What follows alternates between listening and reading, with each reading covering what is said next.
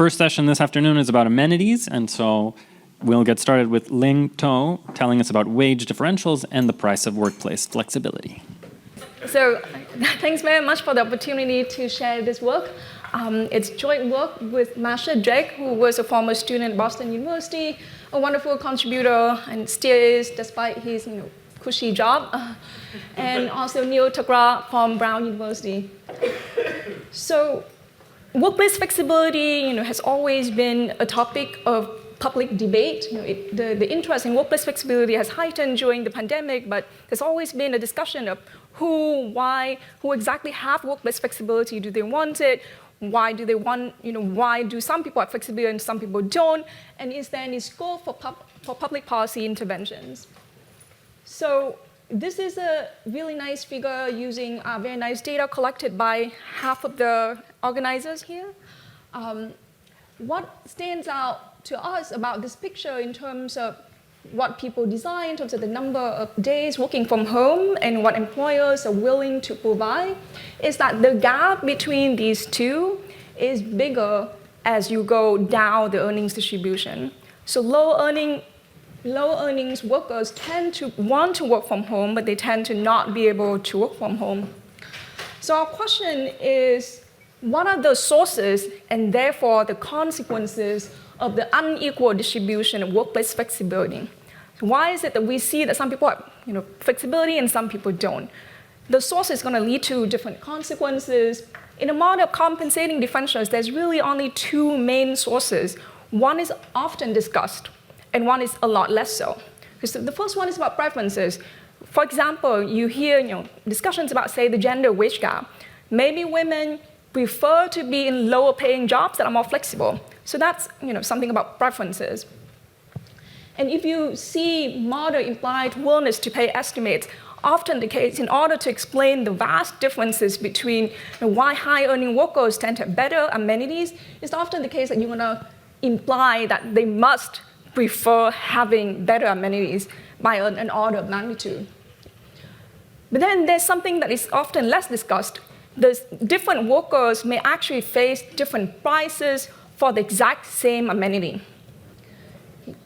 I'm going to be talking about this a little bit more in a few slides, building on what Taylor and Rosen wrote in their essay in 76. But for now, I'm just going to say that the two will have very different policy implications, because if it's all about preferences, for example, then the scope for interventions is a lot smaller.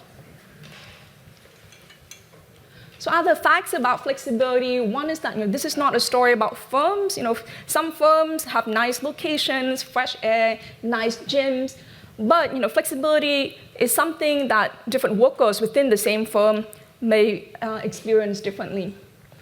And then to be more concrete about what I mean by generally workplace flexibility, we're going to be breaking it down into 3 dimensions, following the definitions by the Council of Economic Advisor report when they did these reports in 2010 and 2014. So the 3 dimensions is remote work, the place of work. You can have flexibility there, but you can also have flexibility in scheduling, how to distribute your total number of hours across days or across within the same day. And then there's also flexibility in the total number of hours worked. Sometimes you want to work longer hours some weeks, and some weeks you want to work fewer hours. That is also a dimension. And that dimension is actually quite interesting because unlike many other amenities, it is something that actually usually favors low-wage workers. High-wage workers tend to work really high-intensity hours, and they don't really have much of a choice there. Okay. So the title of this talk and the whole project really is to highlight the importance of differential prices. So I'm going to be spending just a minute to talk about what exactly that means, where does it come from, and this is a tricky point, not my words. This is the words of Rosen and Taylor in their essay, and I'm not going to be disagreeing with them. So they say there are sources of heterogeneities in wages and amenities. The first one is very simple.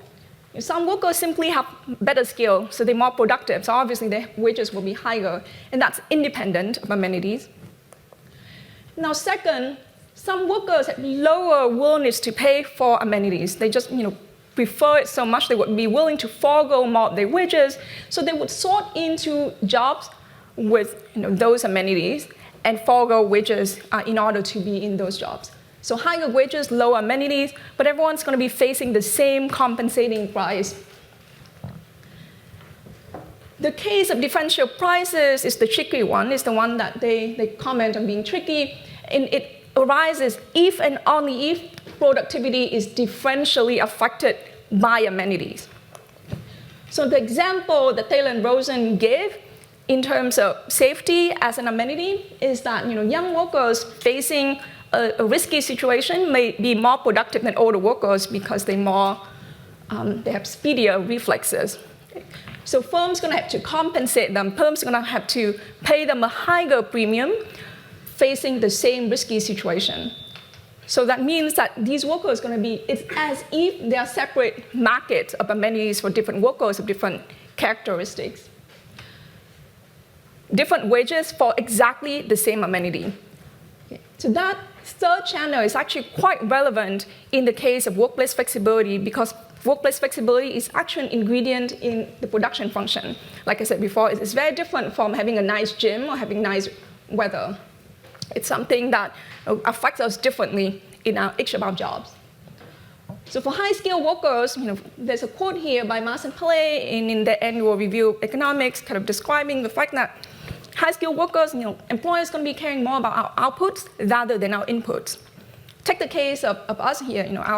We produce outputs, which are papers, and presumably, whether you write a lot of papers doesn't depend a whole lot on whether you attend talks, with the exception of this one.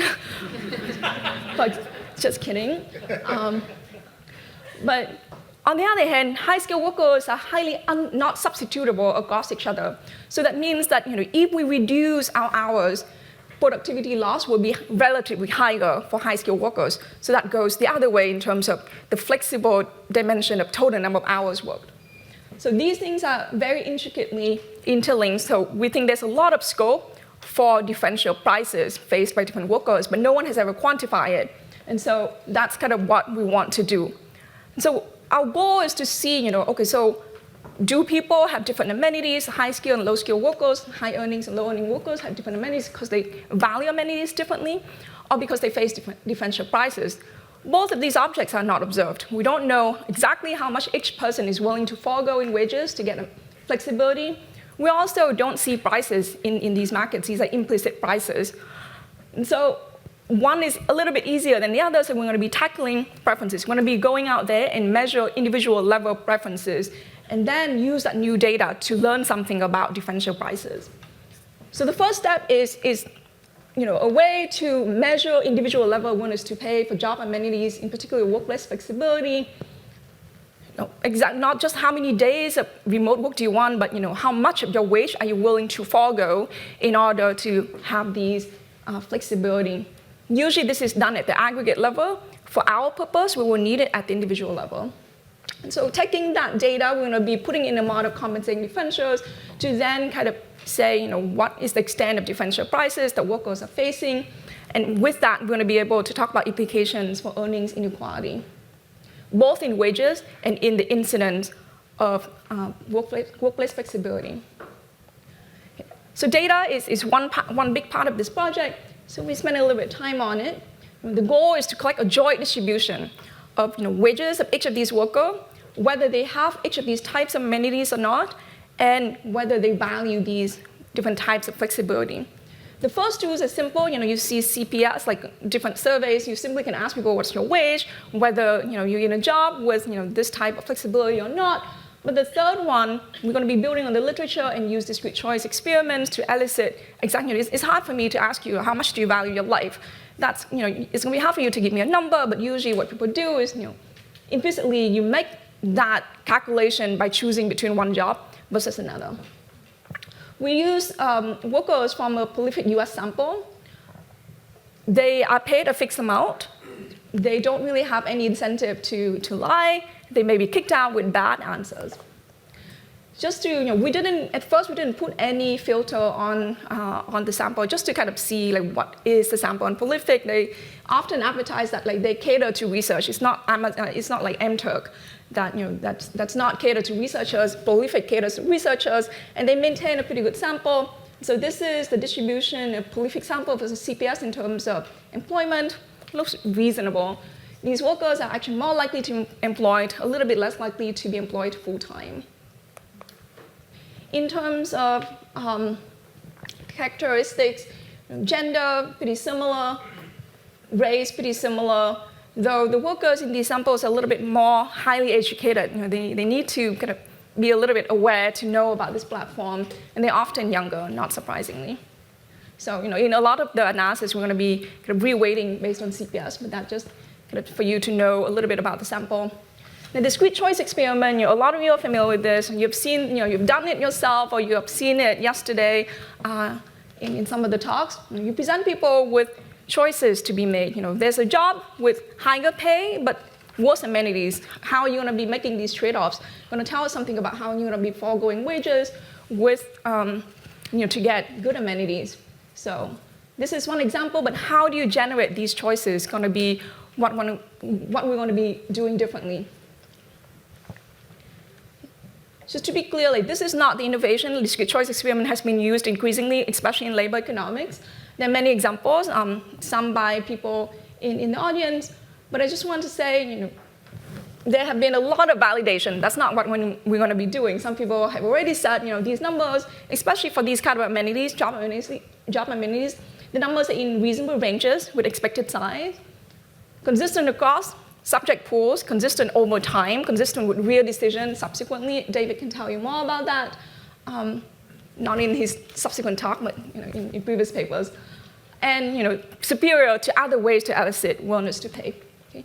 So what we actually put on top of that, one is that there's a simple way to add a little bit of incentive for people to kind of spend more time to answer these questions. You simply can tell them, okay, so your answers matter, and here's how your answers compare to others. Like, a lot of people are curious. Our pilot people are very, very curious about the results. And so we use that as an incentive, and it causes people to spend more time answering these questions, but the distribution of the answers doesn't really change. So that's also good news. If you don't do this, it's okay as well.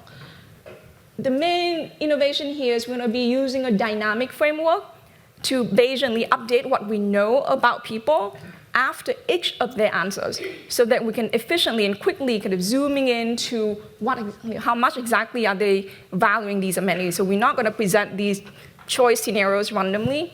We're going to do that in a very intentional way. The other advantage of that is that if individual answers are very varying in terms of how consistent they are, some people pay a lot of attention, some people just click randomly. Pooling data is going to lead to bias. So what you want to do, this is just a quick example. In a way, it's like a binary search. In the most simple way to describe it, with one dimension, you start like, if you think people value amenities from negative 50% to positive 50% of wages, you're going to start by asking, do you even value this thing or not? If people say, yes, I do value this thing, then you're going to be asking, okay, so is it lower than 25% or higher than 25%? You keep going, and you're going to quickly zoom into you're going to keep updating your posterior about what people care about. That's really quick. Obviously, people may be inconsistent, and we're going to have to account for those things. So that's just a simple description of what's going to happen. But if you ask randomly, you may ask really redundant questions. You may already know that these people value amenities at least $10,000, and then you're going to ask them to compare the same amenity with $2,000. That's not going to do you any good, and that's just going to be wasteful. So that's not what we're going to do. And we allow for inconsistency. So there's going to be an algorithm behind all of this. You can measure kind of the amount of information you can learn, like conditional on the posterior that you currently have. You're going to kind of say, like, across all the possible ways I can ask these questions, which question will give you the most amount of information? So there's a way to measure that. It's complex, it's computationally intensive, and we're going to be providing, we have been providing these tools for other researchers now to be doing this with other projects because of how much has been going on behind the scene in order to make this work. So at first we actually put out code on Qualtrics and crashed half of our respondents' computers, but now we put it on a server, and with this tool and the server, the Qualtrics interface looks exactly like a normal survey, but things, it communicates to the server, and you can quickly do this. All right. So the base framework is pretty general, and we have a separate paper on that. But basically, the ingredients is just that you need a choice model. You still have to provide with a model what parameters are you estimating. So we're going to be doing this in a very typical way. There's a utility function. You're going to be caring about your wages in terms of log, so that willingness to pay is going to be in percent of wages rather than in levels. And then you're going to be caring about amenities. Each of those is going to give you some utility. And those coefficients on amenities are going to be your willingness to pay in percent of wages. In simulations, we show that you could have achieved conversions a lot faster with this method. With 10 questions, you can beat more than 50 questions if you ask randomly. So we're able to kind of get these numbers at the individual level. Okay, so I'm going to be showing you the individual level willingness to pay for each of these dimensions of workplace flexibility. So the first one is remote work. The raw data, by raw data, it just means the individual level willingness to pay, kind of plotted together as a histogram, is the histogram that you can see here. The majority of people are not willing to pay a whole lot for the ability to work from home whenever you want. But there's a tail of people who value the remote work a whole lot, and that's the tail that would determine the implicit prices in the market. Because those people will be the ones who are willing to pay, and only a small fraction of them can get this amenity, so the implicit prices can be a lot higher than the average willingness to pay in the market. The mean is about 14%, but there's a large standard deviation. And if you shrink this, given that our individual estimates are noisy, you shrink this, you get something that looks very similar because their estimates are already quite precise. And the log normal is a good approximation, yes? Is the willingness to pay for work from home whenever you want? Yes. Yeah. So everything is simplified here to binary, so we have to make it very extreme. But the two extremes are work on site. Anytime you want. It's an option that work from home anytime you want, or Versus what? Have to work on site. You have to work on site. On site. Yeah. Normal hours, 5 days a week, 8 to 5 on site. Yeah, we do spell all of that out. So not like some weird employer constraint. Yeah. So yes, there's some simplification there to make it a little bit easier and to make sure that everyone understands the same question the same way.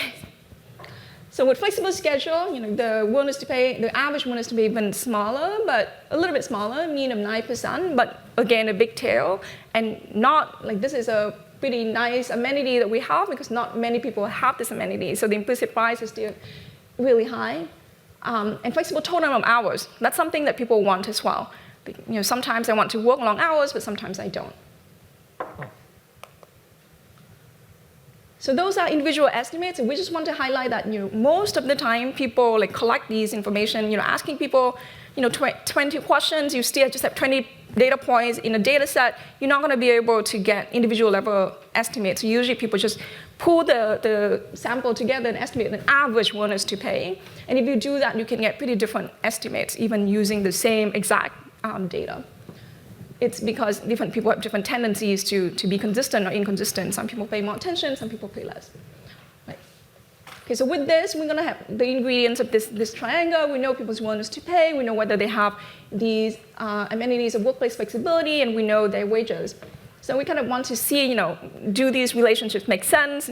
First, these are just descriptive, and then we're going to be bringing these data into a model to actually really understand this quantitatively. But willingness to pay is very predictive flexibility, so there's sorting going on. The people who do say that, the people for whom they're willing to pay more to have flexibility, they are more likely to be in jobs with flexibility. It's just a bin scatter plot of willingness to pay with whether they actually have each of these amenities or not. Now, the relationship with wage or earnings, relating to kind of the initial picture that I showed you, which is kind of the motivation of this project, do things look different across the earnings distribution? Wage is actually not very predictive of willingness to pay. That's very similar to the picture that I showed you in terms of how many days of remote work people desire. Earnings is not predictive of that, but it's very predictive of whether people have it or not. Okay. So on the right is going to be whether wages are predictive of willingness to pay, and on the left is whether wages are predictive of having the amenity. On the left, this is remote work. High earnings workers are much more likely to be able to work remotely. willingness to pay, a mixed bag. It actually kind of goes the other way with location, with the ability to change your schedule. So high-earning workers, again, have the ability to change their schedule. They don't necessarily even want it more. So it's not really, this alone already is telling us it's not really a story about preferences. Everyone seems to, equally wanting the ability to choose how many hours they work, but this one favors low earnings workers. They are more likely to have the ability to choose the total number of hours. Okay. So we're going to put this in a model. I'm not really talking about the model except for some intuition here that the standard picture that you see when you read textbook Rosen is that it's homogeneous workers and there's going to be no differential prices. So there's going to be a market price, and if your willingness to pay is below the market price, if the market price is below your willingness to pay, then you're gonna pay and have flexible job, and if not, you're not gonna have the flexible job. You aggregate this across people, you're gonna have the market curve. The nice thing is that even though you're not gonna see the other curve, you're not gonna know kind of firm cost to draw the other curve, you can, if there's only one price, you can get the implied market price by just knowing what is the fraction of people with flexible work if you have the full demand curve, which we do with our willingness to pay. But it's not that simple because we're saying that that's not going to explain our data.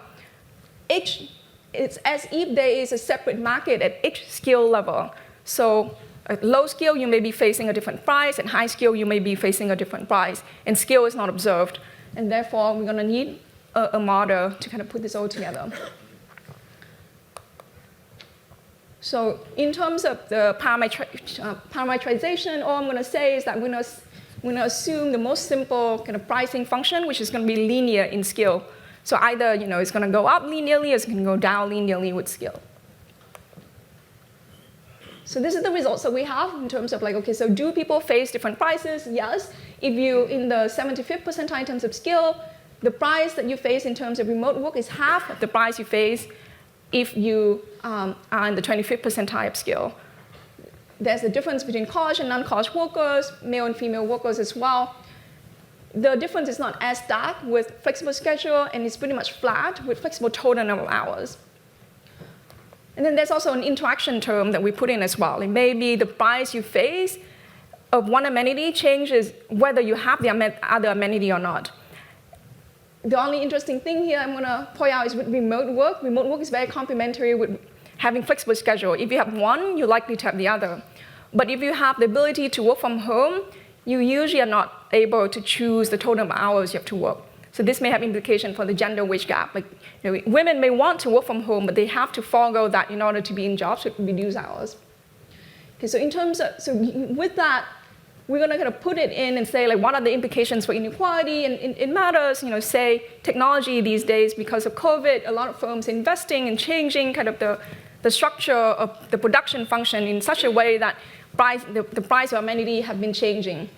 So if amenity prices are flat, this is a way to kind of quantify how steep is this pricing curve. So if we flatten it so that everyone is facing the same average amenity prices, then obviously a lot of the gaps can be closing because now high-skilled workers are no longer being able to pay so cheaply for the same amenities, so their wages are going to have to go down. The wages at the low end is going to go up. You have less, you're going to be having a lot less inequality, both in wages and in utility. So that's just the mechanical impact, just to say that the gradient is pretty large. But then if you can also account for the behavior effects of many choices with different prices, now you're going to be adjusting. Before, low-skilled workers are not going to have amenities because the prices are too high. Now the prices are lower. They're going to be buying amenities. And they're going to be in jobs with more flexibility. The nice thing about this is that, given this model, that the reason is not because of preferences, but because of prices, you can get something that low-skilled workers are a lot better off. They're going to be getting these flexibility, and yet wage inequality is going to be compressing rather than going the other way. It is because you're going to give amenities to the people who value them most. You're not going to be saying, this is kind of out of your reach, it's too expensive. Okay. So individual level willingness to pay data, allow us to understand kind of the relationship between these objects. Now we know, is it preferences or is it something else? And we're going to be saying that it is really unequal amenity prices. There's different workers are facing different prices of having the same amenity. That is explaining why we see so much inequality in terms of who has flexibility and who doesn't. And in terms of policy implication, it's not about preferences, it's about the production function, technologies can change and do something about this, so you can subsidize this technology. If you can equalize prices, then you can reduce inequality in both wages and the incidence of flexibility. And then it's also worthwhile, for future projects to kind of think about the interaction of these different dimensions, because they do interact with each other. It's not that, you can kind of buy these amenities separately because you may want remote work, but you also want another dimension of flexibility, and that's going to change things a great deal. Okay. I'm going to end then with 4 minutes remaining. Thank you.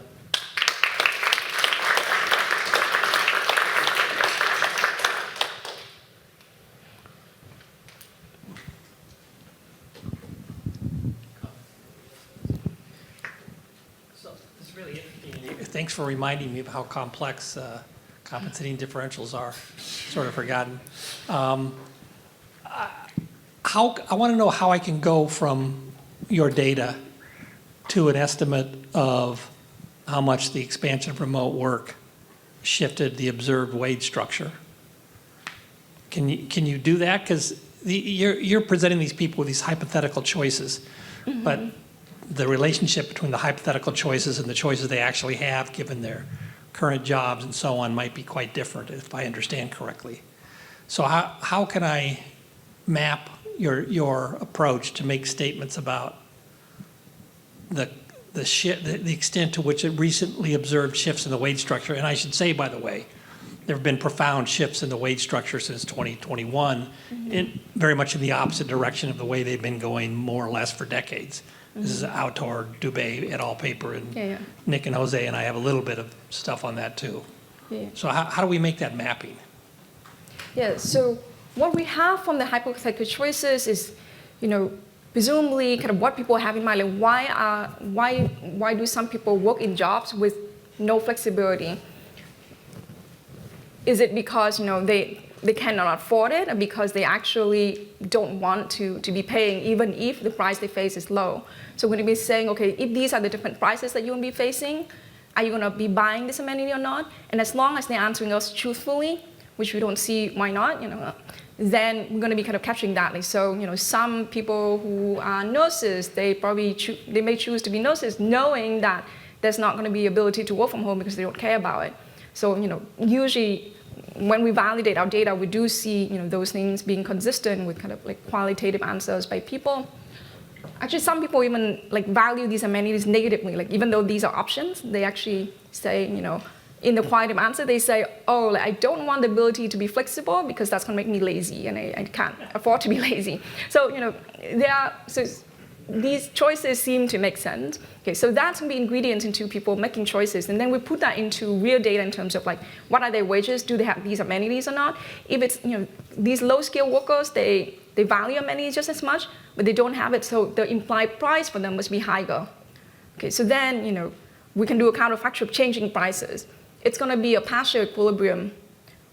Like we just assume that the equilibrium prices will shift. What will happen then? And so, assuming that what is currently happening is that amenity prices are more equal, which is the counterfactual we're doing, we do see compression in wages, despite the fact that now more people are able to work from home. And that's opposite of the standard compensating differentials model. Because usually, if you give amenity to someone, you have to take away their wages, and that. So if you equalize amenities, you're going to exacerbate wage differences. But because people face different prices, changing the prices people face can kind of help everyone. I mean, the high-skilled workers are hurt a little bit, but not by much. So that's kind of our answer. Obviously, we don't know what is the current equilibrium prices, but we can just kind of say, that's the direction we want to go into, and that's potentially the current direction that things are going. So yes, it's consistent with the story of wage compression.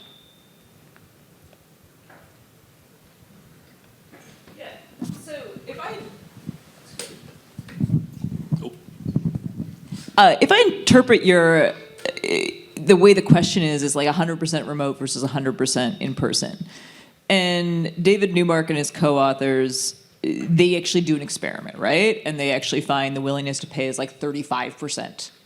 So you're finding like 12% or something? So why do you think you're getting different results than the Hay, Newmark, and Wang paper? So most of the other estimates are more consistent with ours. If anything, are smaller than ours. For example, David's estimate, 4%. And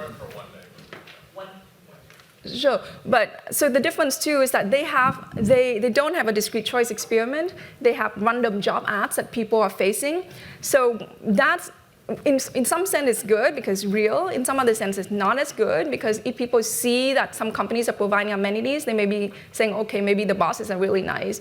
Maybe there are other perks of this company. Those things are not held constant. So that's going to be the disadvantage. So that's the tricky part with measuring willingness to pay. Or there is like a field experiment where people are mass and probably going out there and hire real low-wage workers to do data entry. And yet, in their DCE, they have to say, like, these are all hypothetical. Why do they have to do that? Because if you say it's real, then people will be like, oh, people will be lying. People will be like saying, oh, I actually don't care about flexibility because they worry that if they don't say so, they're not going to get the job.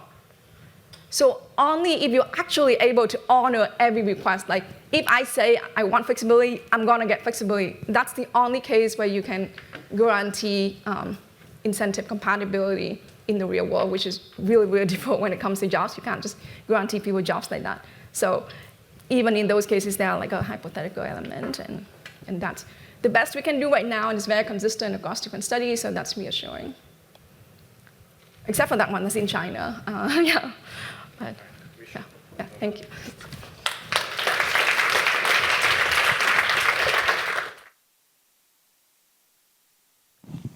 All right, so next is David Powell from RAND talking to us about workplace amenities and the cost to firms in the United States. Great, thank you. All right, so this is joint work with Jeff Wanger. We're both at RAND. I'd like to thank Sloan Foundation for funding this work. So, we know from the American Working Conditions Survey that working conditions vary substantially across jobs. So this paper is really about, exactly like the last paper, is really about schedule flexibility in general. The paper covers a lot of ground in that respect. So I'm only going to I'll just talk about working from home, since that seems pretty relevant to this. I'll just focus on that one amenity. I'll show you some other results very, very quickly. But I'll just focus on that one. I'll barely have time to even get to those results, actually.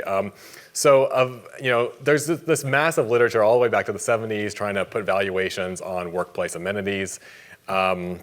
There's been a lot of interest in kind of using different methods.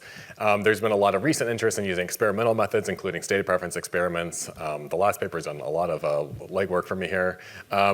There's actually very limited work on understanding the costs of providing those amenities from the firm perspective. So that's where this paper is going to really come in. So there's been some work, kind of what I'd consider like case studies of looking at very specific types of costs or productivity gains of providing workplace of improving working conditions, but nothing about like national evidence and nothing that tries to kind of create a nice summary metric of the total cost of providing these amenities. So that's what this paper is going to try to accomplish. There's a lot of difficulties in doing that, and so we tried to tackle them in this paper. And this kind of really the jump off point again. I could probably skip maybe the first 5 slides here from the last presentation, but Rosen 1986 kind of talks about you have to know how much workers value the distribution of how much workers value amenities. You also need to know the the distribution of firm costs in providing those exact amenities. That's an important fact for understanding how the wage distribution is being impacted by the provision of workplace working conditions. And so, of course, there's been lots of, this paper is on workplace flexibility. There's been a lot of recent interest. And this paper calls them telecommuting opportunities, basically working from home. We operationalize this by talking about working from home. You have the option of working from home at least one day per week. All right, so it's really hard. The main challenge we really faced was it's just hard to talk to firms, right? So you can talk to workers. It's hard to talk to firms, and if you can talk to a firm, who at a firm would you want to talk to? So we found a way to basically kind of survey a large number of hiring and human resources managers. We thought these were the people who kind of had the most like on-ground experience of understanding their firm and the wage amenity trade-offs that their firm was willing to make. So we conducted some state of preference experiments. They look exactly like the ones you just saw, but they're the opposite, right? So that we asked them, from the perspective of your firm, which of these do you prefer? And each job arrangement is defined by a wage and a workplace amenity. We're going to randomly vary the wage, and we're going to switch the amenity around. You probably get it. The difference here and kind of one of the challenges here is that the worker needs to be held constant for that trade-off to have any meaning, right? So if we're thinking about, if the person is thinking about, well, I want to retain good employees, or I want to recruit and hire quality workers, then they're making a decision, but they're trading off between other stuff. They're saying, well, I can increase my costs, but when I do that, I can increase revenue, and that's ultimately a good thing. So we need to hold worker quality constant, and so we tried to do that as best as we could. We did 5 different types of experiments. We looked at telecommuting, schedule flexibility, shift work, paid time off, and paid family leave. Again, I'm just going to show you results for telecommuting. I'll show you one result at the end for schedule flexibility, just to have a nice little cliffhanger. And I should highlight, this is a partial equilibrium result. So it's a very different question to ask, okay, let's move half of our workforce from off-site, or let's bring them back. That's a very different question. We think this question here is interesting on its own, kind of in a Rosen framework. We wanted to understand what's out there. What is the existing labor market providing? What kind of amenities are available to people, and at what cost? The other question is also important. Is also an important one to ask. We also thought the population we're talking to can probably answer our question. It'd be harder to answer the other question. Probably harder for kind of anyone at the firm to answer that question. We were very worried about just maybe overly worried about just that there are just a lot of jobs where you can't work from home, right? It just doesn't actually make sense. We thought that was going to really ruin our estimation. Again, I think we probably overly obsessed about this, but we asked for some auxiliary information as well to kind of help us kind of adjust our estimates if needed. So we asked, is it possible to be productive working off-site at all for this job? And do you actually negotiate on this margin at all? And so we're going to use that here just for kind of stratify our results. It's actually an extremely, as you might imagine, extremely predictive of the cost of that amenity. It's I think, an extremely interesting source of variation, source of heterogeneity that we explore. Okay, so just to quickly preview the results that I'll be showing today. So in general, we find firm flexibility it's costly to provide. So for working from home 1 day per week, again, in particular, we estimate that's equivalent to firms see that as equivalent to a 9.4% increase in the wage. But there's a ton of heterogeneity. As you can probably imagine, there's a ton of heterogeneity. There's actually a small set of firms where it looks like they actually prefer telecommuting, working from home, and I'll kind of talk about that. But basically, we got some answers. We asked why, and we got some answers like, well, it's costly if they come into work. So there are things like that. But then there are other firms where it's just enormously costly. So we have a set of firms that say it's just not possible for them to work away from home. So we estimate that providing these opportunities is equivalent to a 30+% wage increase. Okay, so really, again, the motivation here is just to understand what amenities are kind of available in the current labor market and at what cost. Understanding these costs is important for determining the equilibrium and understanding the current wage structure. There just isn't really much research at all on kind of figuring out what these costs actually are. And I probably don't need to highlight this, but just looking at the existing wage amenity combinations out there doesn't really tell you much about that relationship, just because we're in equilibrium, I guess. So that kind of reflects worker preferences and firm preferences. And also, firms are trying to accomplish more through wage amenity packages than just thinking about trading those two things off. I also like to just highlight, this is less relevant for working from home, But this is not just an accounting exercise.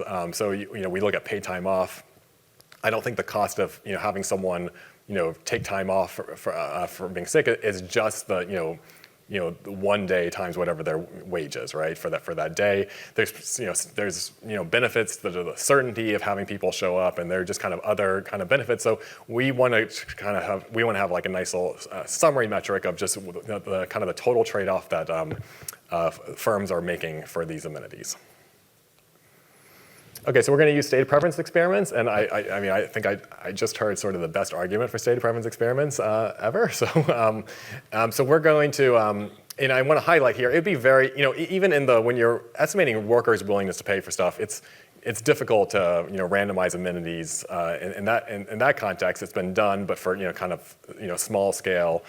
Hiring someone for a specific job or something like that, it's hard to do at a national level. I think it would be even more difficult to do that from the firm perspective. It'd be difficult to say you have to, for half your workers, you have to provide this specific amenity. Now do what you want with the wages, but the worker's going to stay there regardless. That's just a lot of combinations that's probably not going to happen in the real world. So we're going to use the stated preference framework that's had some success in a lot of different areas. So just to kind of try to compare this to the other side. So when you're estimating workers' willingness to pay in this kind of framework, the main benefit of stated preference experiments is you get to see the entire choice set, right? So that's one of the main benefits. And that's obviously really helpful. You also can construct jobs which just wouldn't be available in the real world, right? So there are just some wage amenity packages which you wouldn't actually see, and so you would never, even if you didn't worry about that these things are endogenous, you just wouldn't actually be able to see them choose between those jobs. So you get to create these hypothetical jobs and sort of ask them what their preferences would be if they existed. In our framework, the benefits are similar. So we have the ability to observe the entire choice set. In our context, the benefit is that we get to create workers that wouldn't exist. So we're thinking about this from the firm perspective. So we get to create these workers who are going to stay at the firm regardless of the job arrangement that you choose. So we're trying to shut down recruiting, retention concerns, and things like that to kind of to make this trade-off meaningful. Okay, so the experiments did these 5 workplace amenities. Again, I'm only going to focus on the kind of the top one here, which we call telecommuting, but opportunities to work from location of workers' choice 1 day per week. I'll also show you some results for schedule flexibility, where we have 4 dimensions there. A schedule set by a company with limited or no possibility for changes. Worker chooses from a set of fixed schedules. Worker chooses a schedule within limits, and then worker completely determines their schedule. Okay, so I didn't realize this, we also use Prolific. This talk's gonna go by really fast. Prolific, as was said before, it's not MTurk. So there's been some research, you get pretty engaged respondents on Prolific. That's been my experience too. One of the nice things about Prolific is that you can also select your sample on certain characteristics. So we wanted to talk to very specific people. And so at intake, when they're first recruited into Prolific, or they join Prolific, they're asked all these screening questions. And one of them was, sorry, nope. What decision-making responsibilities do you have at work? And so we chose people who had selected hiring or people management, and then we rescreen them in our survey as well, just to make sure. But this is a nice starting point to kind of be able to talk to firms. That's a really nice quality of Prolific. We were also very worried about inattention, and this pops up in other places too, but we kind of had additional concerns here about just people not really understanding the experiments. So we were worried people just want to be nice to their workers, their hypothetical workers here. And so I'm going to show you, we gave them a very specific set of instructions of how to think about these experiments. If they ever give us a weird, so we're very agnostic about what a weird answer is, but if they give something which we're going to define as potentially weird, we do ask them, and there were a few reasons for that. One, there are interesting reasons why, for example, you might provide the amenity and higher wages. We got some reasons I alluded to before, but some of the choices were reasons we told them not to that kind of violated the experiment. Is that kind of gave us a measure of inattention. And so for now, what we're doing, we're just kicking them out of the sample. So we have 5 experiments. If they ever say, well, I just wanted to help the worker out or something like that, we're just like, that's not what we're doing here.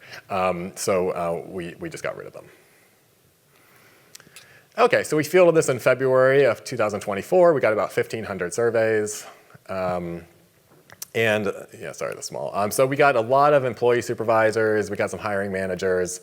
I'll talk about industry on the next slide, actually, because I put it up against the 2024 ASEC. So, I think in general, I was kind of encouraged by this. I think we did pretty well. We didn't for example, wholesale trade. We didn't get many people self-reporting wholesale trade. My guess would actually be that they just don't know they're in wholesale trade. And then we got, a lot of people in public administration more than the CPS. But in general, I was kind of encouraged by this. We did probably less good on firm size. We kind of miss out on these smaller firms, and we get a lot more of these 25 to 500 firms. But in general, our big concern was just we're going to get a ton of people and just kind of one industry and kind of one specific type of person or type of firm, and we didn't really see that. Okay, we asked them about what their actual job duties are. They could answer more than one. You can see this adds up to more than 100%. Quickly. And so, 80% say they have duties that involve hiring new employees. 40% negotiate wages and benefits for potential or new hires. 30% make decisions about changes in benefits or wages. So this was nice because in general, these are kind of job responsibilities that we wanted the people to have. We can also, select on some of these. We were kind of, especially, we thought people who dealt specifically with wages and benefits would have especially good knowledge about what we're trying to do.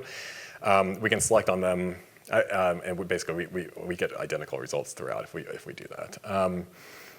Okay, so let me explain the experiments. It's a standard setup, 2 jobs. They have to choose between one. We asked them about we asked them about who's your most recent hire, what's the most common occupation at your firm, and then we're going to talk about that person or that hire. We asked them, what about the current characteristic of the job? Do they have an opportunity to work from home 1 or more days per week? And we asked them for their wage. And then the current wage amenity combination is either job A or job B. It's going to be one of those. And the reason for that is just kind of increase the realism of the experiment. It'd be really weird if we offered them 2 jobs and both of those were just kind of unrealistic for that firm. And then the other job arrangement was always the opposite value of the amenity. And with a perturbed wage. So we just multiplied it by something close to 1, around 1.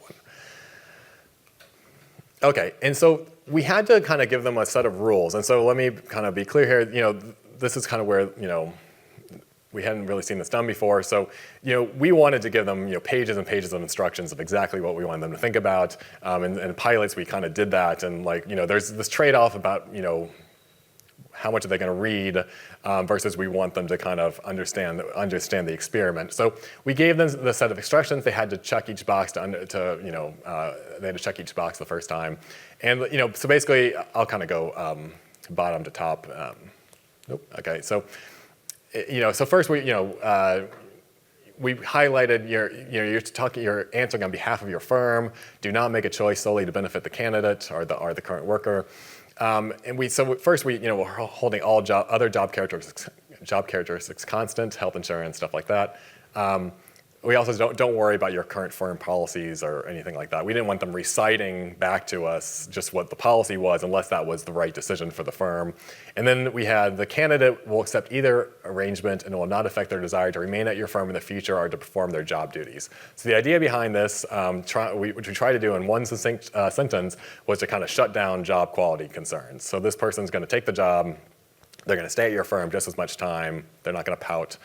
So they're going to be, and so that, they're going to work. And so, again, it's really important to keep worker quality constant for the trade-off between the amenity and the wage to actually mean something. If we don't do that, then you can imagine, job A, we say, you can give someone no telecommuting at $5 per hour, or job B, $20 per hour and telecommuting. They're probably going to choose job B because you're going to get a better worker, right? But then, we need to see revenues or profits in order to kind of back out what the costs are. So, this was our attempt to hold worker quality constant. Okay, we tried to, and then I won't go through this too much, but we found this in pilots was really important. We just trained them to kind of really get a sense of whether they understood this. So we did one of our, I'm sorry, keep doing that. We gave them one of our experiments, but the only thing that varied was the wage. So basically, do you want to pay this person $40 an hour or $44 an hour? That was the experiment. And we just, and then we told them, if they answered 40, we were like, that's right. And we told them why, because we're thinking about trade-offs. And if they chose B, we said, you're wrong. You got to think about trade-offs. Stop trying to make people happy. And so that actually seemed, we ended up piloting this a lot. That actually seemed to really help people understand the experiments. So this is what one the experiments look like. There are 2 job offers for this position. They had told us before at some point that we're talking about a plumber. You've already agreed to hire the candidate. You're making this job offer on the behalf of your firm. We really wanted to emphasize that. So job A here and job B, they both say worker works 40 hours per week. We wanted to make sure they were holding, that there wasn't some ambiguity there about number of hours worked. Job A is this position includes opportunities to work from home or other location of their choice 1 day per week. This one says the exact opposite, does not include those opportunities, and then the wage here is $40 per hour. This one is $45 per hour. Okay, so they choose one of those. That's our data set. We have 1,500 of those. So how do we convert these job choices? So we're basically just going to regress job choice on the difference in the wages and the difference in the amenities. I won't talk about this, but for reason, we spent so much time on this, I don't know why. I don't like distributional assumptions, so we went with the semi-parametric approach. I think in the future I'll just do something, I'll mix logit. But we ended up, this semi-parametric approach has some nice benefits where, if you have random coefficients, which we think we would, it's still robust to that. You can get consistent estimates even with that, and it's really computationally easy to implement. So that was kind of the benefit of all this. And so then we're going to transform those estimates into the cost of the amenity in terms of the percentage of the wage. So the interpretation, which I want you to keep in mind, and which I might mix up at some point, hopefully not, is providing telecommuting opportunities is equivalent to an X% wage increase. So positive value means that providing the amenity is costly. So we're kind of expecting a positive coefficient, but not necessarily. Another way of thinking about it, which is maybe a little bit counterintuitive, is that's to provide this amenity, we would need to the worker to take an X% wage decrease. But I want you to kind of keep in mind a positive value means that it's costly. Okay, so first I just want to show you, these are just the CDFs. So the middle blue line is for the full sample. And so this is just, on the x-axis, this is the wage of the telecommuting job divided by the wage of the non-telecommuting job in percentage terms. So 90% means the telecommuting job paid 90% of what the non-telecommuting job paid. And then the y-axis is just what fraction of firms, of our firm representatives selected that job.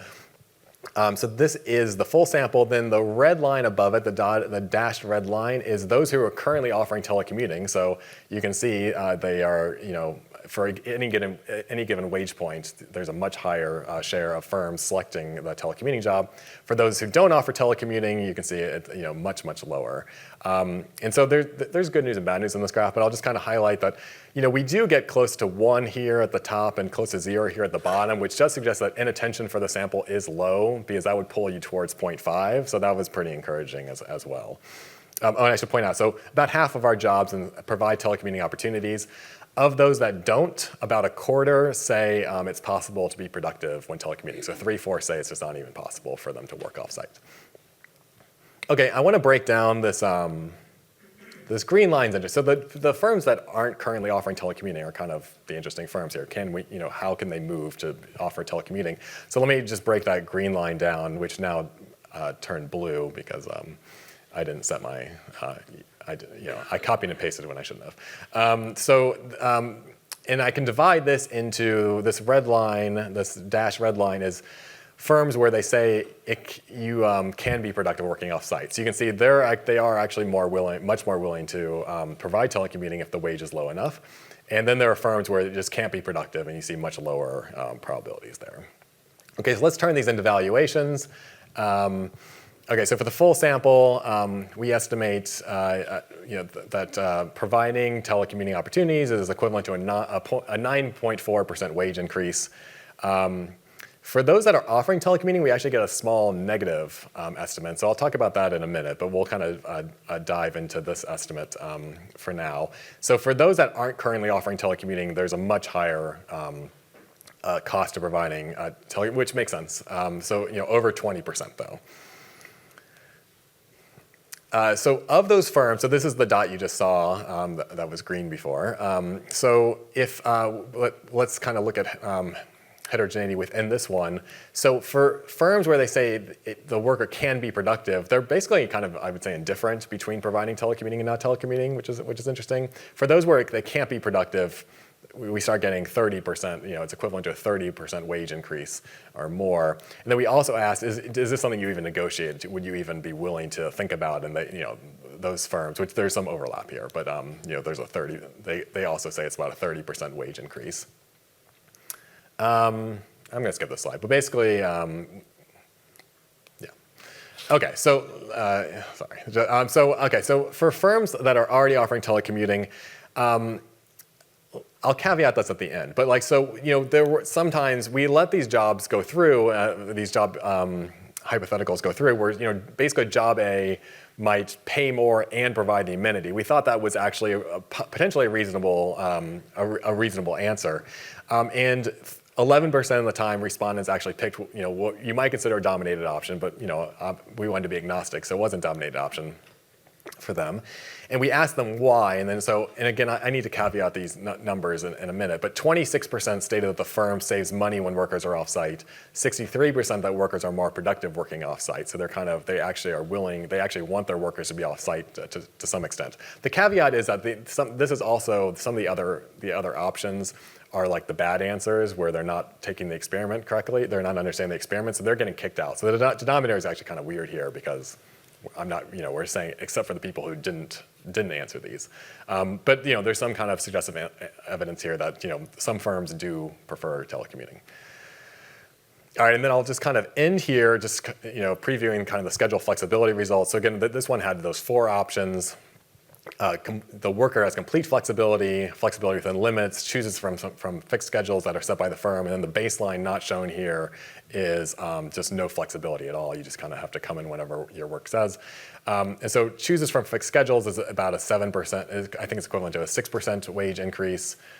Above just no flexibility. Flexibility within limits is a little bit more on that, and then complete flexibility is where a lot of firms start to really bulk, and so you get about a 20. That's equivalent to about a 25% wage increase. So the paper is going to deal more of the heterogeneity in here, and then of course we have 3 other amenities as well. Okay, so overall we estimate that firms consider providing opportunities to work from home as equivalent to a 9.5% wage increase. To try to kind of benchmark that, if you look at the other side.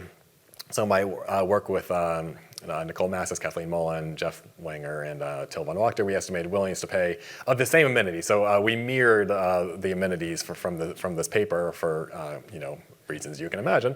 And so there, the worker willingness to pay was 4.2%. So there's a lot of room here, but of course in kind of a Rosen framework, distributions are going to matter. So that makes this kind of a difficult comparison. But it's one I think we're hoping to do at some point. And then Mass and Palace, theirs is different. So I think the way they operationalized work from home is a bit different, but they estimated 8%. So this is, I would consider this high, not just because of the comparisons with willingness to pay, but I consider it high in general. But again, there's just a lot of heterogeneity. And so again, we find that providing these opportunities, especially it's really costly for some firms, for some jobs, right? It's just really, really costly. But then there are some firms which actually kind of like them. So they consider telecommuting as equivalent to a small wage reduction. There's some cost savings there. So that's it. Thanks so much.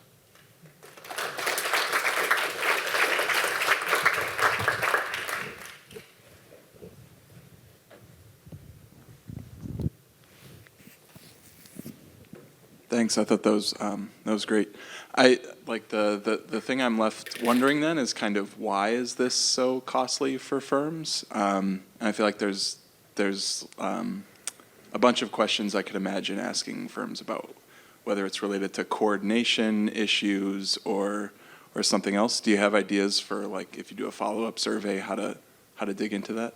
Yeah. So we our approach to this paper was lots of amenities, diving into each one a little bit less. But we've had that same thought. Yeah, exactly why. I think the best way we're going to be able to answer that for this paper is looking just more at the distributions. And so that's where we've been kind of heading is thinking about just.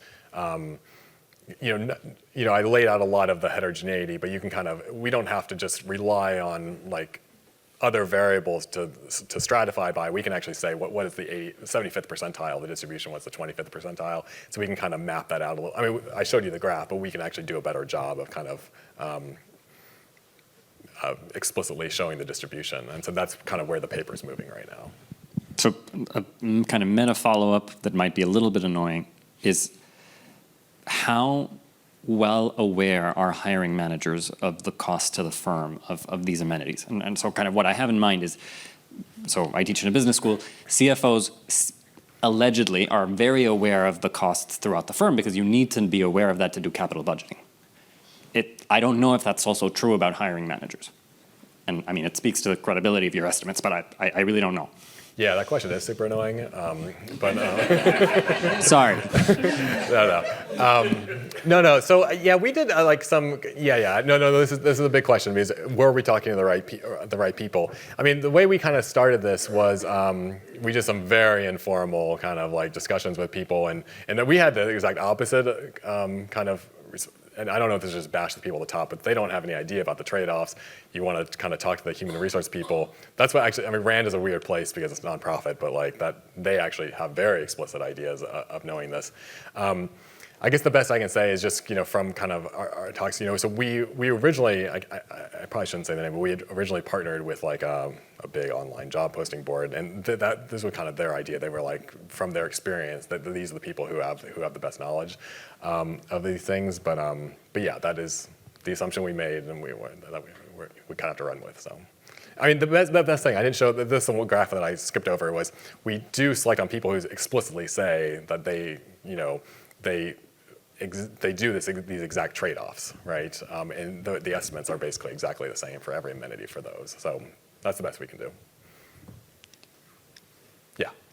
So one is a comment on the validation. Like if the first bullet points about validation, I think the average willingness to pay on the two sides don't have to match. It's the marginal that should. So it would be nice to kind of try to infer the marginal price to see if it matches from both sides.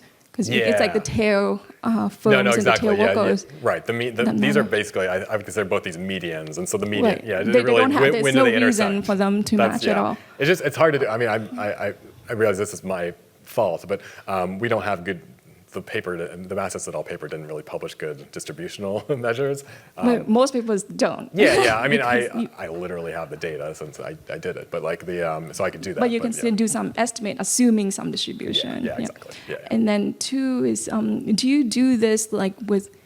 So my interest is, I think the same firms may have different costs based on which worker it is. So do you do anything like that? Yeah, no, we don't. But yeah, I mean, the best we can do for that is maybe, we do know the occupations.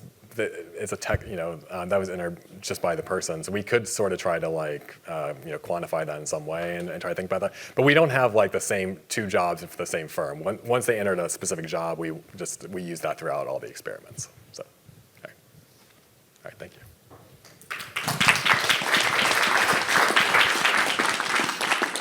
All right, the final presentation of this session is by Lucas Mann about job amenity shocks and labor reallocation. Okay. Thanks very much. Thanks for having me on. And the slides are going to follow shortly. Here we go. All right. So this is joint work with Sadegh Baga, Aishigul Shahin, and Gianluca Violante. It's titled Job Amenity Shocks and Labor Reallocation.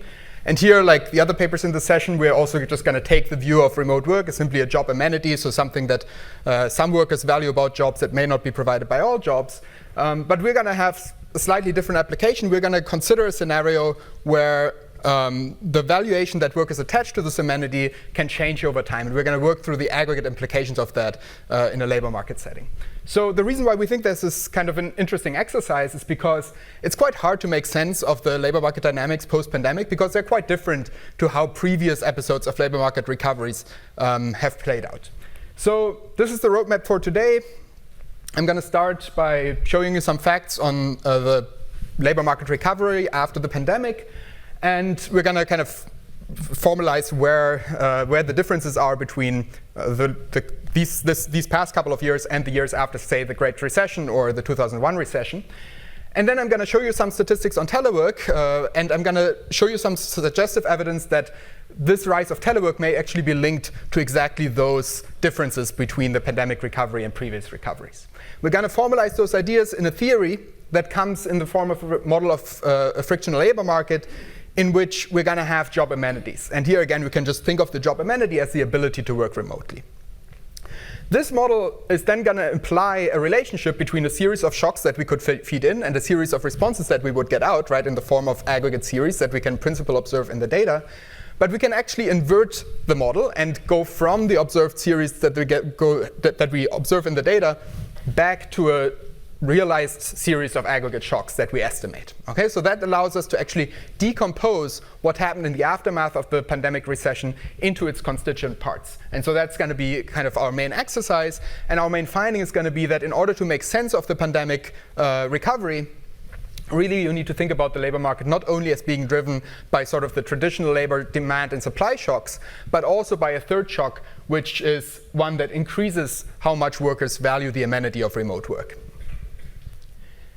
So let's kind of start with the facts, what happened in this episode versus other episodes. So here I plot a couple of labor market variables, unemployment, vacancies. We will see some others later. The red line is the data series for the pandemic recovery. The blue line is for the Great Recession, and the green line is for the recovery from the 2001 recession. So, by the way, we've taken out temporary layoffs here, so that's why some of you might be familiar with this huge spike in unemployment. We don't see that here because temporary layoffs are taken out. But apart from that, basically you can see that qualitatively unemployment behaves quite similarly in this episode compared to previous episodes, except that it's a lot faster, right? It kind of rises, plateaus, comes down, but it comes down already after 20 months, which was a lot sooner than we've seen before. One difference, though, is in the co-movement of unemployment with vacancies. Because if you look at vacancies collapse a few months into the pandemic, then recover and actually start going above trend and peak at about month 20 when unemployment is just starting to come down. Right? So that's a bit puzzling that vacancies seem to rise without seemingly reducing unemployment. You can actually plot that in beverage space. You can kind of have unemployment on the x-axis and vacancies on the y-axis. And you'll see that in previous episodes we've had this nice and stable downward relationship, which is known as the beverage curve. Here we have something that looks more like a beverage loop, right? We have kind of vacancies increasing without reducing unemployment, and then a return to normal. So that's kind of the first pattern that's different. Another pattern that's different is what people have called the Great Resignation. And that's just a surge in quits that we've also observed in the aftermath of the pandemic. Okay, so quits are actually very highly correlated with vacancies in basically every episode, but that hasn't changed here. So you can also see quits go down, but then they kind of take off very quickly and overshoot their previous level. We can see the similar pattern in the EE rate, and if you plot that against the level of unemployment and what would be implied kind of by the level of unemployment for quits, you can again see sort of a loop pattern. So there's a lot of reallocation that's kind of hard to explain. The last difference between the pandemic recovery and previous recoveries is visible when you look at match efficiency. Now, match efficiency actually looks very similar here between the COVID pandemic recovery and previous recoveries, but it's actually somewhat strange when you consider that unemployment was back at steady state here around month 20 or so, right? And vacancies were very high, and yet you see kind of persistently low match efficiency. So that's kind of a little bit puzzling. If you look at what kind of consequences low match efficiency has for the job filling rate and job finding rate, you can see that it kind of pulls both down. And you can actually see that the job filling rate would normally go up after the onset of a recession. Here we see it actually basically go down on impact. Okay, and that's basically because match efficiency is really low. So kind of workers don't seem to find matches, and vacancies don't seem to find workers, despite there being a lot on both sides. Okay, so I'm now going to talk a little bit about the rise of telework, and I promise I'm going to loop back later on what that has to do with all these patterns that we've seen. But here we've sort of just plotted the rise of telework, and we've plotted for every occupation in the data the share of employees that was actually working from home before the pandemic versus after the pandemic. The color coding here follows the Dingle and Niemann classification. So red is teleworkable, blue is non-teleworkable. And this is probably not surprising to most in the room, but there has been an increase in remote work. And this increase has been concentrated in a particular subset of occupations, which are mostly the ones that Dingle and Niemann classify as teleworkable, right? So obviously it's not feasible to telework if you're like a carpenter or a dentist. So what does that have to do with our aggregate series? Well, this shift towards telework actually seems to have induced quite a bit of reallocation. So if we look at different sectors and order them by how many occupations can be teleworked in those sectors, we do put that on the x-axis, so that's kind of how teleworkable is the particular sector. And we look at the share of EE transitions that leaves their home sector. This share has actually increased much more in non-teleworkable than in teleworkable sectors. What does that tell us? It tells us that workers are leaving non-teleworkable sectors. Now, this could, in principle, be a reallocation that's either supply or demand driven. We're going to argue that it's supply driven, and some evidence for that is that wages are actually relatively decreasing in teleworkable occupations relative to non-teleworkable occupations. Okay, so this is, by the way, it's residualized. A couple of demographics are taken out, so you can kind of see that there is a wage effect in favor of non-teleworkable occupations, which hints at a supply-side driven reallocation. So now we're kind of trying to get these two patterns together. So what does that reallocation do in terms of aggregate series? Well, again, we can kind of plot here sectors by teleworkability, and we can look at how much each of these variables changed in any given sector. And we can see that the rise in vacancies and the rise in quits was mostly concentrated in the non-teleworkable sectors. Wages rose more in the non-teleworkable sectors and declined slightly in the teleworkable ones, and job filling rates were low in the non-teleworkable sectors and higher in the teleworkable ones. So what does that tell us? Well, one story that's kind of consistent with those patterns and that we're kind of going to explore in our model is one in which there was a supply-side driven reallocation towards telework that came from a preference shift, right? So people started liking telework more, and so they were looking for jobs that offered the amenity that they were desiring. So what happens if I'm suddenly starting to like telework, but I'm in a job that doesn't offer telework? Well, I quit, right? I go to another job that offers telework, and I leave behind my empty position. So quits should rise in the non-teleworkable sector. Now, because I'm leaving behind my vacancy, right, that creates a vacated vacancy, so that can contribute to the rise of vacancies. But it also is true that this vacancy, which was a non-teleworkable vacancy, now has to find a new worker, and it's a non-teleworkable vacancy that is now less desired in the labor market, right? So these vacancies are actually very hard to fill, and that can explain the drop in the job filling rate for the non-teleworkable vacancies. If you look at wages, that pattern is also consistent with that story, right? If I go to a non-teleworkable job, I'm more happy to take wage cuts. We've just seen tons of estimates for compensating differentials, so I'll kind of loop back to those. But the vacancies that actually are non-teleworkable, they have to pay a premium to attract workers, and so their wages are going to rise. Okay, so that's kind of the idea, the main mechanism that we're going to explore in the model that I'm about to show you. I'm not going to go into like all the technical details of it, but I'm going to kind of give you an overview of it. So we want to use the model to speak to a couple of key variables here, right? We want to talk about unemployment, we want to talk about vacancies, and we want to talk about match efficiency. So we are kind of starting with our basic matching model of the labor market, Mortensen and Pissarides, with a match-specific productivity that gives us a margin to talk about endogenous match efficiency. We're going to use a wage bargaining protocol from Prestelvien and Robin, which has the nice advantage that it easily incorporates on the job search, so we can talk about EE flows, and also that we can kind of compute wage distribution from this protocol. We're going to assume diamond entry in this model. And the reason we're assuming diamond entry is because, so what is diamond entry? You pay a sunk entry cost instead of a flow maintenance cost for the vacancy. And that has the implication that once you are in the market, you've kind of, you've already paid the cost to be in there. If you separate from your worker, you're just going to try to return to search. And so vacancies are going to be a stock, and quits are going to create vacancies. And so that's going to kind of capture the idea of I leave my job behind, and there's a vacancy now that's kind of searching for another worker.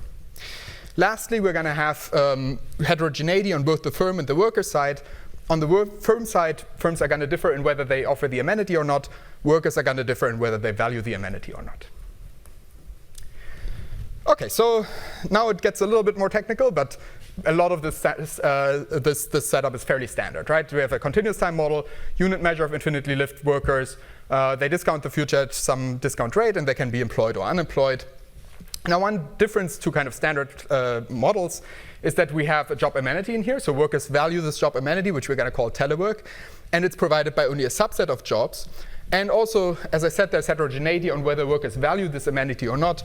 So either they don't value it at all, and they have a value of, for x, which is the valuation of the amenity of 0, or they do value it, and their valuation is x bar.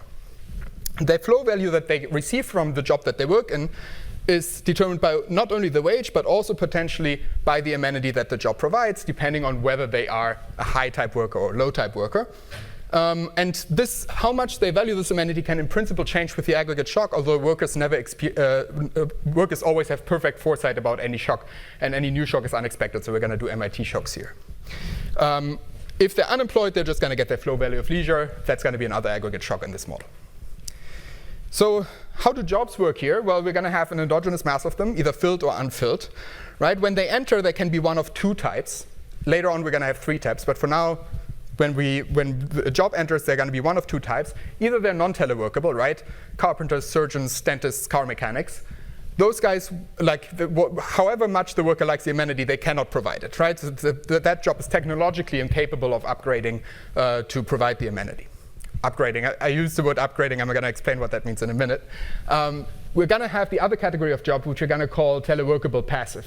Okay? Teleworkable because it has in principle the capacity to provide the amenity, but passive because it doesn't yet do so, right? When the job is born, it does not necessarily provide the amenity at that point. But the job can at some point choose to provide the amenity through a process that we're going to call upgrading, right? So we're going to have a very large Poisson rate. At this Poisson rate, this job is going to draw some cost, and at some point it can decide, okay, I want to pay that cost, and I want to become a job that actually does provide the amenity. And so you upgrade to this third type, teleworkable active, and now you start providing the amenity. Okay, so those are the three types in our model. Productivity is determined just by a random draw. Okay, so worker and the firm meet. The firm type is fixed over, apart from this upgrading process, over the lifetime of the firm. But then the match-specific draw is, match-specific. Entry is going to work basically like you know from diamond entry, but infinitely elastic. So they just pay some fixed entry cost. And vacancies are a stock. Okay, so they're characterized by ins and outflows. Inflows come from job creation and separations. Outflows come from hires and job destructions. And then matches and vacancies are both destroyed at exogenous rates. We have, as I said, the wage bargaining protocol from Post-Tavernier and Robin. That just means that firms make take it or leave it offers to the workers. These contracts can only be renegotiated under mutual consent, so normally when the worker has a better outside offer. And we're going to make an additional assumption here that firms only upgrade if and only if that maximizes their joint surplus. This is the surplus function. That gives us, basically, once you solve for this, you get all the allocations in the model. It's not quite a blocked recursive model because you have this kind of annoying vacancy value floating around. But it's almost block recursive, and you can kind of use some tricks to solve for it. And it features, importantly, these three aggregate shocks that we're going to study in a moment. Okay, so this is the last slide where I'm putting on any math. This is just kind of, concludes the overview of the model. But basically, it's nice to see that how these three things just kind of enter additively in the surplus function. Okay, so now what we're going to do, I'm going to skip the calibration because of time, but what we're going to do is we're going to work through some of the impulse responses that arise from this model, and then we're going to kind of do our inversion and try to figure out what shocks actually hit the US labor market in the aftermath of the pandemic. So here are the impulse responses. We're going to start with sort of the standard productivity shock. And that really looks like you would expect a productivity shock to look like, right? So when productivity drops, the incentive to post vacancies goes down, so vacancies fall. That raises unemployment. Match efficiency drops essentially for mechanical reasons because productivity has gone down. The job filling rate goes up because vacancies collapse. The EE rate goes down because there's not as many vacancies around. Output also goes down mechanically. And lastly, we're going to have the wage that will go down in the long run, but there's sort of this initial effect of survival of the fittest. Basically, the matches that die upon the productivity shock are the ones that are the worst quality matches. If you now shock the value of leisure in this model, you see pretty similar dynamics. I mean, qualitatively identical, except for the wage. Okay? The reason is because in the surplus labor supply, in the surplus, productivity and the value of leisure are additive, and so really those two things do the same thing to this environment. The one difference is the wage, where if you raise the workers' outside option of unemployment, then of course you're going to see an increase in the wage. Okay, so the wage is going to be helpful in disentangling labor supply from labor demand shock when we do our estimation. Okay, so now the slightly more interesting part, which is where we actually shock the value of the amenity, right? So what happens when workers suddenly start liking the remote work amenity more? Well, a couple of things. So here we don't see a big effect on unemployment. You can get a little bit of an effect if you, I mean, not a permanent one, but a temporary one if you make the shock larger. But basically, the mechanism is, as I explained earlier, people are now much more willing, if they are in a non-teleworkable job but do like the amenity, to quit their job and to find a new one. Right? So what does that mean? It means that the EE rate is going to go up, right? These guys are going to leave behind vacancies. Vacancies go up. These vacancies are hard to fill, which also contributes to the elevated level of vacancies, and also depresses the job filling rate, right? And the match efficiency. Basically, it's like just the wrong type of vacancy that's hanging around, and people are not really willing to take up those non-teleworkable vacancies. So what happens to output? Well, output goes down because people are less picky about what kind of matches they're willing to accept when they match with a teleworkable vacancy.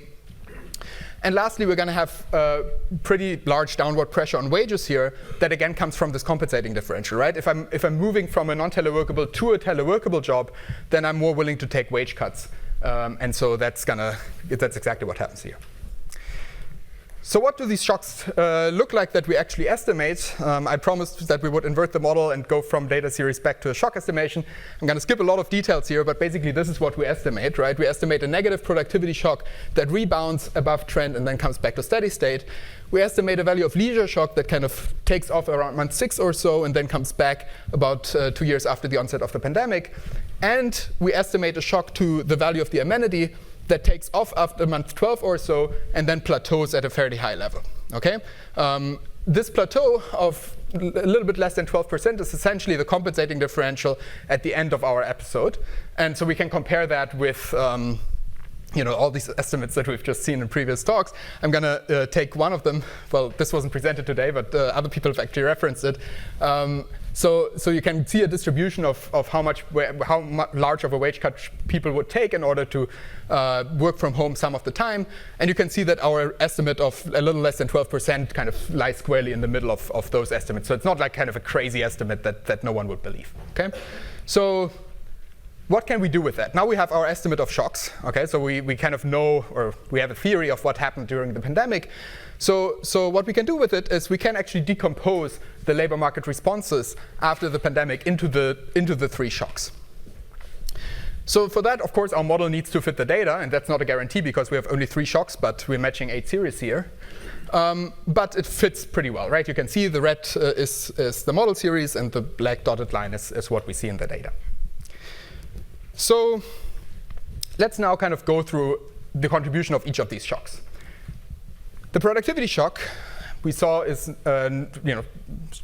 big negative shock and then kind of overshoots and comes back to steady state. That's going to first raise unemployment, then lower unemployment and bring it back, right? That's kind of expected. We don't get enough of an increase in vacancies here. We get too much match efficiency, right? Because productivity overshoots after a few months. The job finding rate is too high initially. We don't get the drop in the job filling rate at all. If anything, we get a little bit of upward pressure later on. Reallocation looks sort of right. Output is okay. Wages are completely missed, right? This kind of a flat profile, when really what we saw in the data was kind of this hump-shaped pattern where wages were going up, real wages that is, and then were then coming down later on in the episode. If we now add our value of leisure shock, that's going to help with unemployment because it's going to keep unemployment kind of persistently high later on. But it exerts downward pressure on vacancies, right? So now we miss vacancies by even more, and we don't do any good job in terms of job filling rate, and we also get a lot less reallocation now. So that's exactly what the X shock does, right? So the X shock helps us to get vacancies that don't really seem to affect unemployment. The X shock also lowers the job filling rate, And it helps with reallocation. It also depresses match efficiency a little bit towards the end there, if you see, right? Normally, we would predict being back at steady state. Because the value of the amenity is shocked, that remains lower. Also, we now get this kind of downward sloping wage pattern that comes exactly from these compensating differentials. So if you kind of work through that in, if you do this decomposition in beverage space, you can actually see where this loop comes from. Okay, if you look just at what happens from the productivity and value of leisure shocks, you get this downward sloping relationship. This is exactly the same that we've seen in previous episodes of recovery, right? But what the value of leisure shock does, it introduces vertical movement here in the beverage curve. So that is exactly what kind of gives us this nice little loop. And so that in that sense, our model can rationalize that. Okay, so I want to take just like 3 or 4 minutes to walk it once more a little bit through the mechanism by which the X-shock actually helps us generate these dynamics, and then we'll move to questions. So first, let's look at vacancies, right? So what does the model imply for vacancies? Here it's in log deviations. We can see that the only category of vacancy that really rises is the non-teleworkable vacancy, right? So that's kind of the vacancy that people don't want anymore. But here, it's also the vacancy well, because of that, it's also the vacancy that has low match efficiency, right? The type of vacancy that has low match efficiency. If you look at kind of where match efficiency is high, that's sort of stable because, of course, there's a lot of upgrading going on from the from the teleworkable passive jobs to become teleworkable active. But at the same time, these vacancies are kind of gone quickly, right? They're filled quickly and they move out of the pool pretty fast. We also get a slight increase in new postings that actually do feature the amenity, which means that our model is not inconsistent with the finding that the share of vacancies that advertise work from home has risen over time. Here we can look at the EE flows by category. So low X workers here, high X workers here. We can see that the low X workers go mostly from the teleworkable to the non-teleworkable jobs, whereas the high X workers, they go exactly the reverse way, right? So there's a lot of reallocation happening in both sides of the labor market, and kind of opposite flows depending on worker types. There's also some flows from teleworkable passive to teleworkable active. Here we've kind of split up wages by worker type and by vacancy type. If you look at worker types, of course the steep decline in wages is driven mostly by the high X guys, and it's mostly driven by the teleworkable active vacancies, right? Again, these are compensating differentials. These guys are just willing to pay a lot to go to teleworkable jobs. Okay, and so this is the last thing I'm going to show you before I conclude. If you remember these cross-sectional patterns from earlier, right? I showed you some scatter plots with vacancies, job filling rate, EE rate, and wage. And in the data, we could sort of see exactly the same patterns. Here we can conceptualize an industry essentially as a random collection of jobs that has the correct share of teleworkable versus non-teleworkable vacancies. So we kind of get these nice linear shapes. But what you can see is that vacancies are mostly high in the non-teleworkable sectors. Job filling rates are low there. EE rates are high, and wages are also high, right? Which is exactly the cross-sectional pattern that I showed you earlier.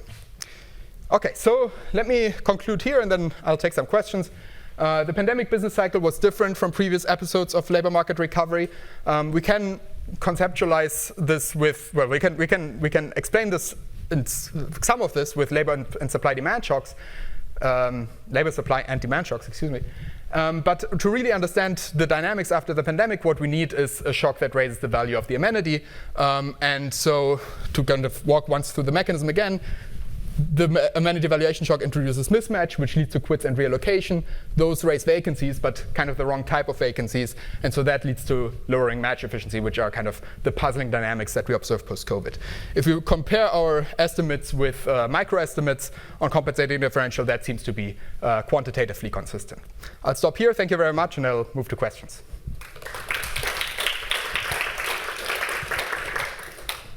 I've made comments in this paper before, so I won't repeat the ones I've made elsewhere to you guys. But one thing that I don't think I made before, you could do a lot more to evaluate the implications of your model for sectoral heterogeneity than you presented here. In particular, you could show us the evolution month by month in recent years of things like the vacancy duration, the UV ratio, and the quit rate by industry sectors. You can do this roughly at the 1.5 sector level with the JOLTS data combined with the CPS data. I'd be curious, I'm not sure if because your model is going to make pretty strong predictions about, as a function of the teleworkability share by industry of the dynamic. You just showed us kind of the snapshot. Yeah. You didn't show us the whole dynamic path, but you got a lot of moving pieces in your model. So the thing that makes it attractive is you can explain dynamics. You showed us that at the aggregate level, but it'd be nice to see whether it holds at the industry sector level as well.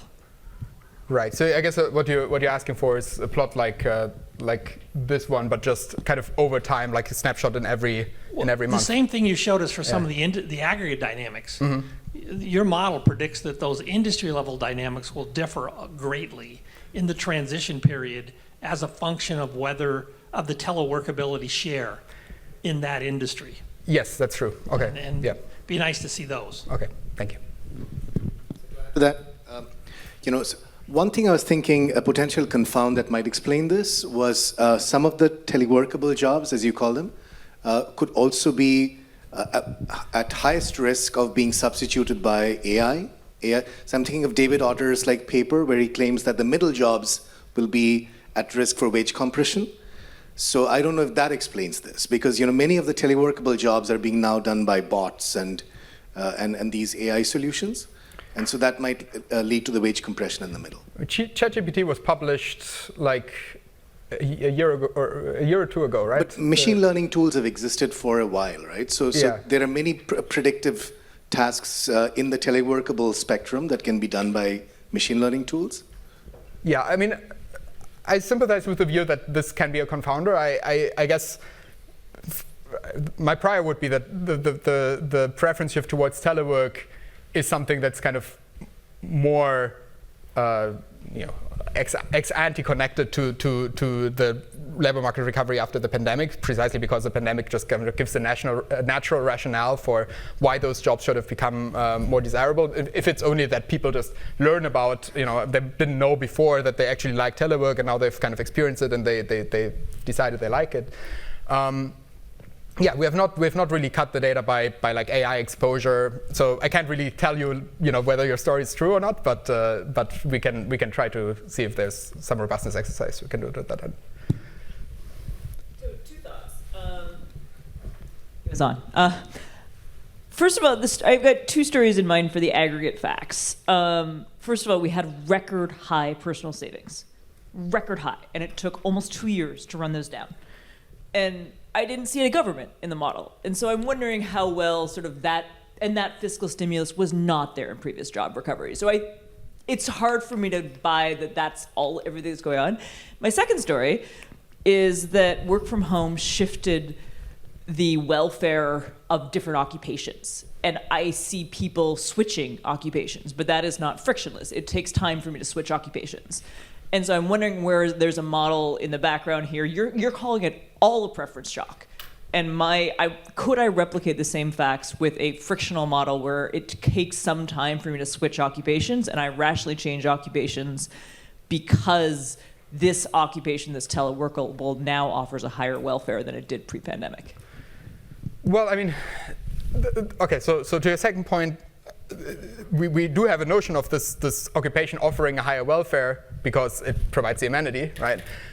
I think. But you're saying that the actual valuation, though, you're not saying it's an occupational choice. You're saying that the same person, if I understood the model correctly, values it differently in 2024 than they did in 2018. And that's where it's really hard to believe that, given most people had some experience with work from home pre-pandemic. It's I don't know, I just find it difficult to... We can discuss that later. I just want to make the point to your first question about the government and the fiscal stimulus. We do think actually that the part of what's going on here with the labor supply shock is exactly that kind of fiscal stimulus, right? So like the the rise of this green line here, the value of leisure that we estimate, actually coincides pretty closely with the expansion of unemployment benefits. And so that actually would provide a perfect rationale. We can actually, like, sometimes we've had versions of these plots where we plot this together with the expansion of unemployment benefits, and the two series actually correlate very closely. So we do think we kind of capture some of that. But to your second point, we can discuss afterwards. I think I'm out of time. Yeah, I have another potential confound here, which is just the role of the pandemic itself, right? So imagine the compensating differential is not for telework, but for in-person work. And so for a period of time, people are just very averse to showing up in person, and then it just so happens that that's going to manifest as people preferring telework during that time period. I don't know how you separate out a time-specific pandemic factor relative to preference for telework that's more persistent. Well, I mean, we in principle we do allow these shocks to return, right? Like, we could see in principle that, like, say, this shock to the valuation of amenities could come down after a while. We just don't see it in our estimation. So that's more of a result than an assumption, I would argue. All right, we should break for now. So thanks very much.